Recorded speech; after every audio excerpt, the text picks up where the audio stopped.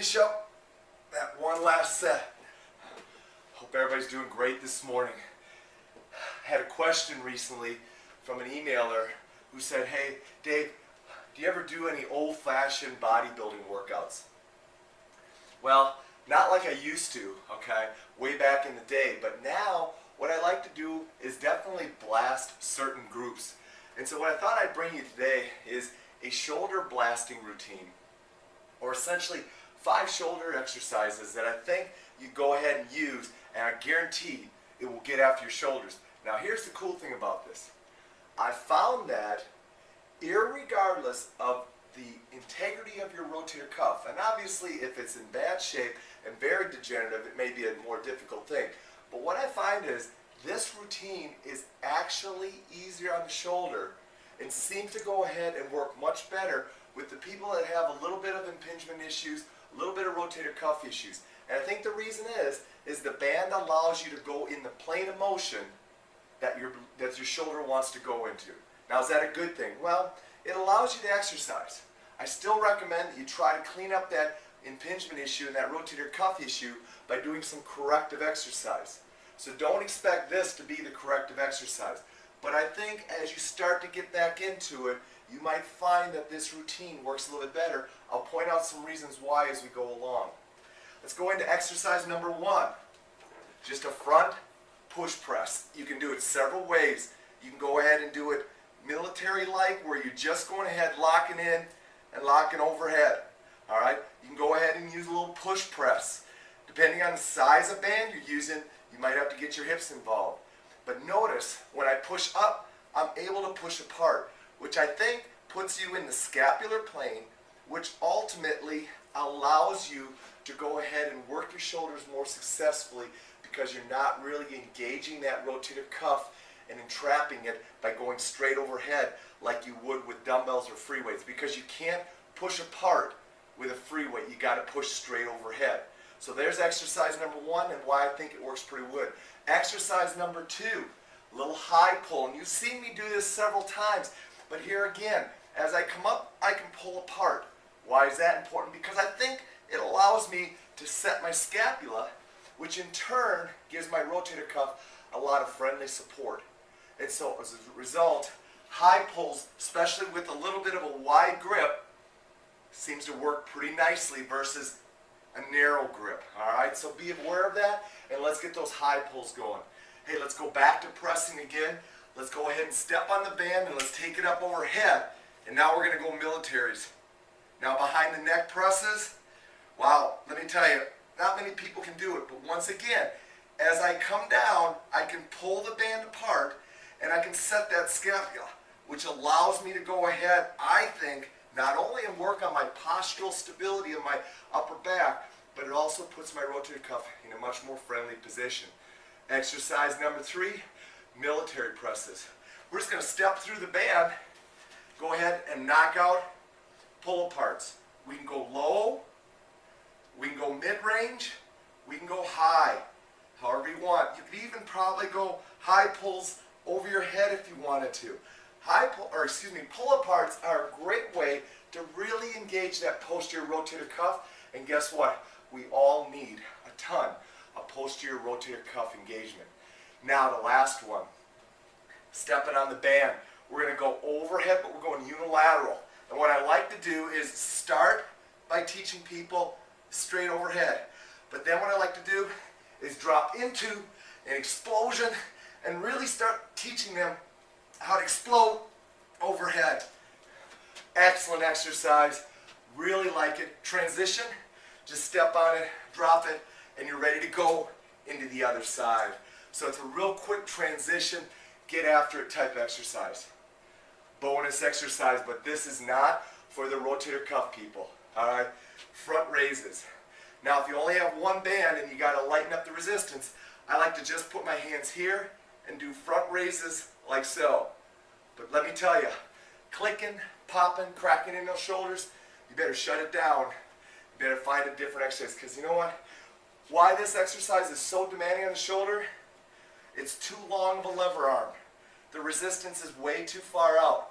Now sometimes what I'll do is bring it in here, and I'll go ahead and do front raises in there. But again, it's not the most conducive exercise. I highly recommend stay with my 5 ones first and knock them out. And here's how you do it real quick. I'm going to take 30 seconds and show you how to do this. We're going overhead presses. There you go. Dropping down. High pulls. No problem. Step, push, overhead, behind neck presses. Great. Step through, pull aparts. There you go. And then we're going to finish by just dropping it down, stepping on it, and banging out. Presses there, step through, step here, overhead. I'm all about efficiency and blasting those shoulders every now and then. Have a good time getting after those shoulders. Dennis Chighisola's The Nature of Our Game ranks with other high-level essays, authored by the likes of Gladwell, Percival, and Coyle. It's an in-depth study of our game, it's about the challenges players face in the heat of battle, and it's about the things that influence the way players need to train, both off and on the ice. Get it now, and be well armed to answer almost any question that arises about our game.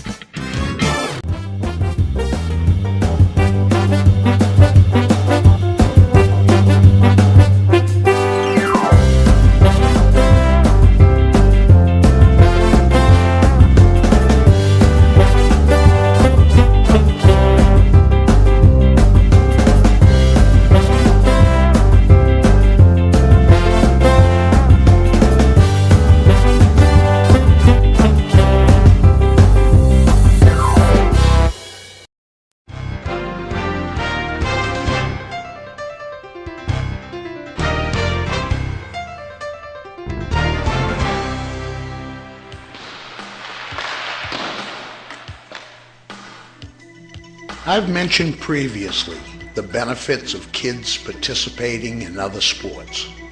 For sure, these can act as mental breaks from a long and demanding hockey season. Plus, there are seemingly all sorts of physical as well as mental skills that could positively transfer from the other games. Additionally, though, I've often borrowed drill ideas from other sports to actually blend into my players' hockey training. I'll not go into great detail here, but modern-day players know that a strength development program can transfer greatly to nearly every hockey movement, and numerous exercises can be combined to simulate the timing and the varied intensities required to last through a long game. There's little doubt that our players would benefit from taking on at least some of the qualities found in the other skating sports. One caveat though, appreciate that figure skating is very much unlike hockey due to its rather planned sequence of skating maneuvers.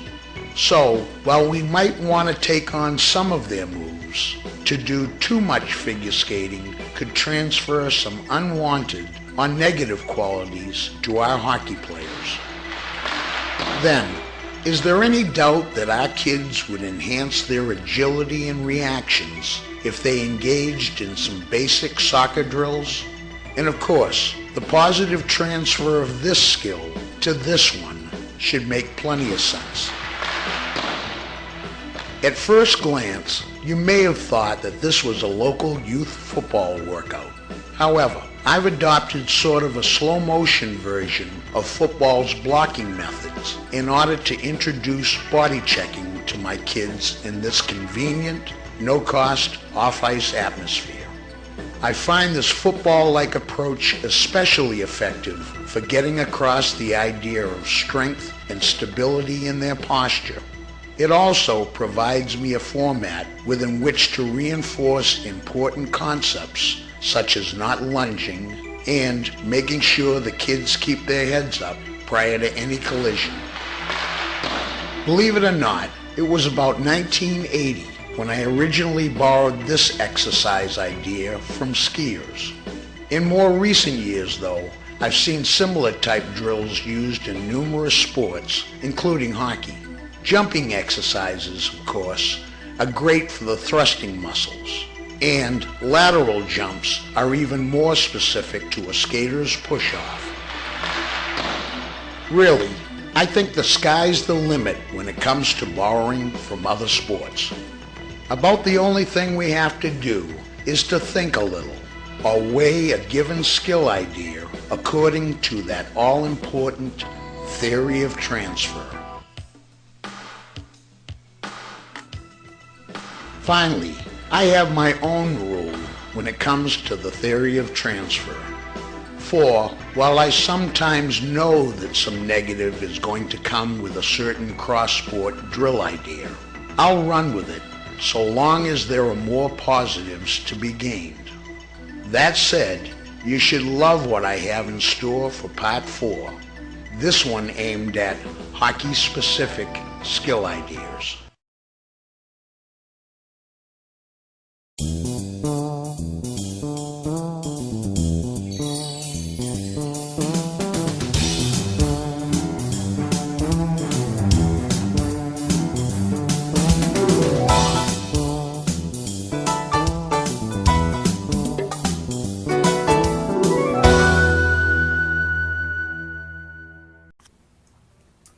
Hi, and welcome to Day 7. This is Kim Lukhard, Hockey Mom RD, and today is the letter G, and G is for garbanzo beans. You may know these legumes by their other name, chickpeas. Garbanzo beans are an excellent source of protein, slow-acting carbohydrates, and fiber, all which work together to keep your blood sugar stable. A half a cup of garbanzo beans, as pictured on the right, contains 7 grams of protein and 7 grams of fiber, and a variety of essential vitamins and minerals.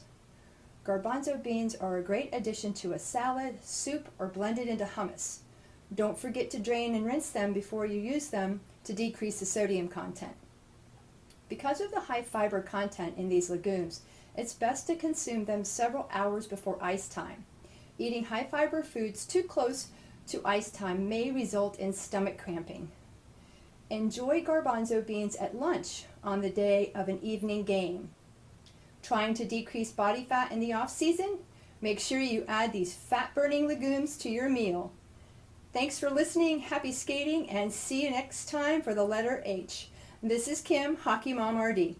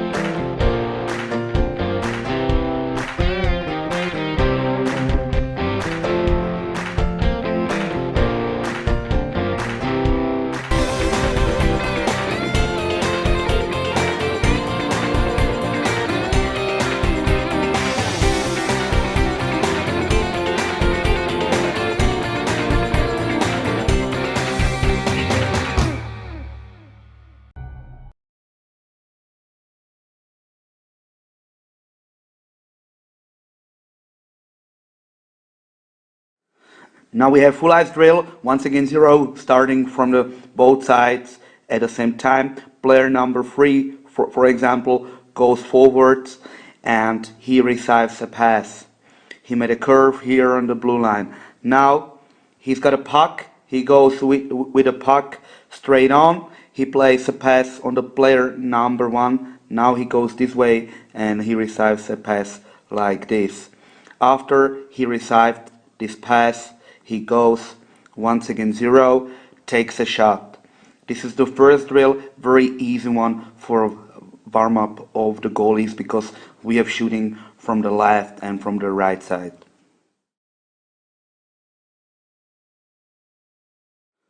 Now we update this drill.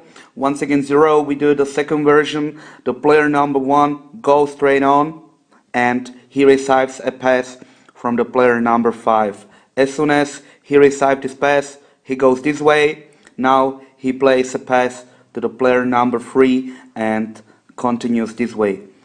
Now he receives a pass, he takes a puck, speed up, and take a shot. After he took a shot, here in the corner are pucks. He goes into the corner, he takes a puck. Now came player number 3 this way. He received a pass from this player.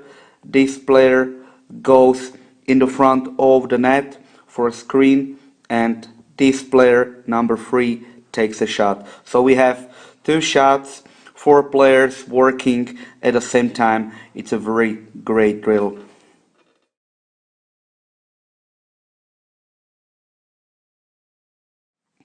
Now we have drill, once again 0 plus defender. The blues are defenders, the reds are forwards. This drill is actually for minimum 18 players. We need 8 defenders each corner too. We start with blue defender number 1. He goes with a puck straight on in the front of the net, and he plays a puck on the player number 1. The player number 1 receives this pass, goes into the middle, and he plays a pass on the player number 4. As soon as he goes like this, he receives a pass, he goes on the net, and he takes a shot. The blue defender is still skating over here, so the blue defender played a pass. He's still skating. As soon as this pass is played, the first player stays in the front of the net. So actually we have here this player in the front of the net. Player number 4, timing. We want to see timing. This player comes over here and he receives a pass from the defender number 2. So he can take a second shot. Defender, this one is still skating over here. And now we have 1 player in the front of the net, the second shootout, and now defender received a pass from this corner and he takes a third shot. So actually very quickly drill, a lot of shots, not so tough drill, very quickly, and I think also very useful.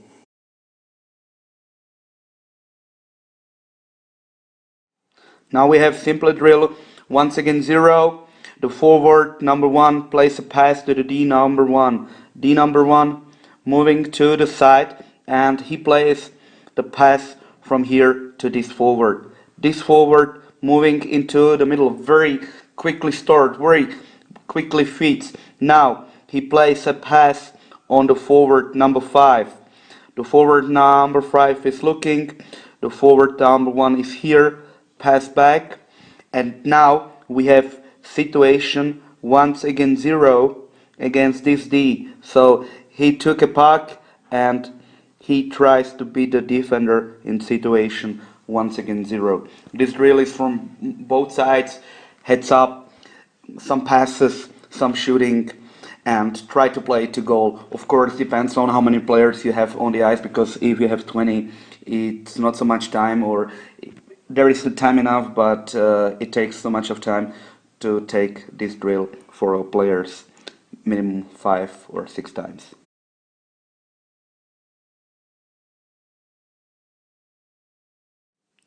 Now we have drill 2 against 1.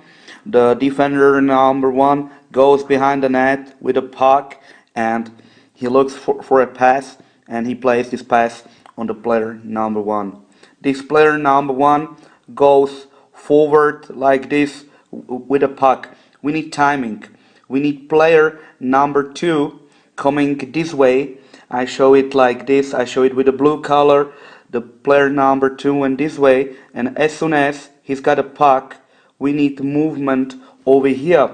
Now the player or forward number 1 plays a pass.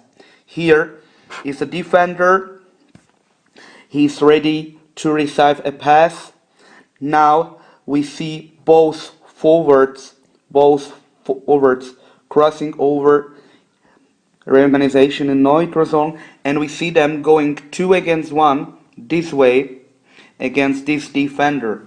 As soon as as soon as the defender played a pass, moving, he receives a pass, shot, and now the next situation from the other side. So he goes down, he receives a pass from this defender, and he plays the pass over here, and we can go that same way like before.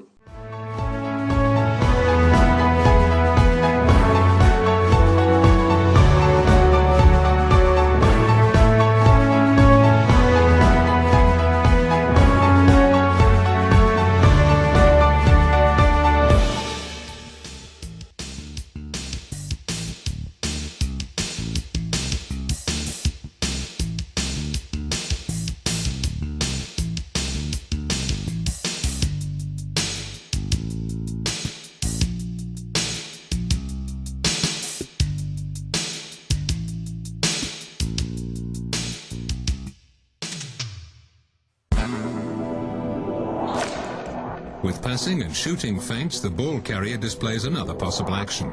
With eye contact and body positioning to a teammate, a pass is signaled, but the player decides to carry the ball past his opponent.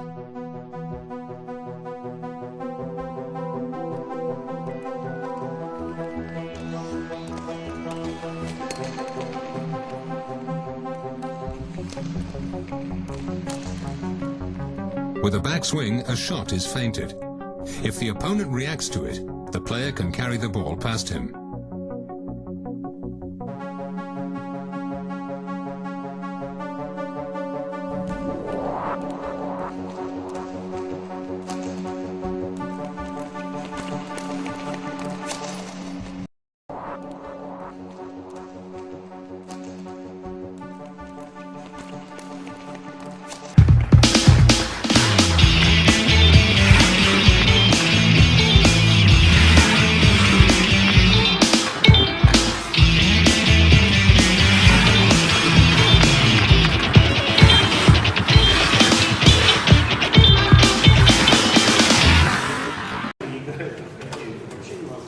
Thank you and welcome everybody. I'm honored and flattered to be here today to present to you. So far my trip to Slovakia has been very nice. Jan and Pavel and where's my buddy? Is he looking for his pants? Matei and Marion and everybody at HTC has been very kind.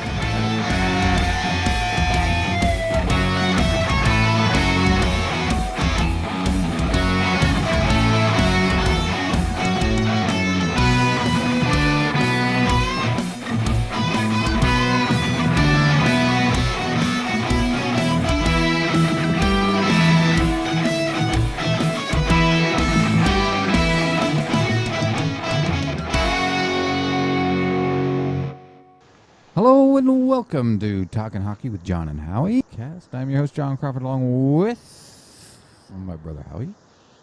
Howdy, howdy. Here to bring you the latest on what's going on around the NHL. Howie, how you doing? 30.